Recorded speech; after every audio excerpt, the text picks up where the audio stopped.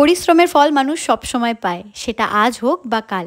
সেরকমই একটা উদাহরণ পেলাম গত 20 সেপ্টেম্বর জোড়াসাঁকো ঠাকুরবাড়ির রথীন্দ্র মঞ্চে, যেই অনুষ্ঠানটা আয়োজন করেছিল সর্বভারতীয় সঙ্গীত ও সংস্কৃতি পরিষদ। আমরা যারা দীর্ঘদিন ধরে মহানগরীতে বাস করি না, তাদের জন্য এই ধরনের একটা মঞ্চে পৌঁছানোর স্ট্রাগলটা অনেকটাই বেশি, যেখানে ক্লাসিক্যাল পারফরমেন্সও শুরু থেকে শেষ অবধি মানুষ মন দিয়ে দেখছে এবং বুঝছে। আবার সেই একই মঞ্চে গুরুদের সম্মাননাও দেওয়া হচ্ছে, যা আমার কাছে ভীষণ গর্বের এবং আনন্দের।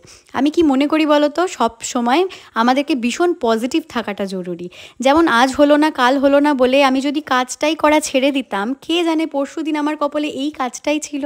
তাই জন্য সবাইকে বলবো, যারা মহানগরীর আশেপাশে বা কোনো আরবান এরিয়াতে ডান্স না শিখিয়ে অন্যান্য জায়গায় ডান্স শেখাও, তারা মনে করো পজিটিভলি যে সেই জায়গার লোকাল মেয়েদেরকে তোলার তোমরা একটা বিশাল বড় সুযোগ পাচ্ছ, যেটা কোনো মহৎ কাজের থেকে কম কিছু নয়।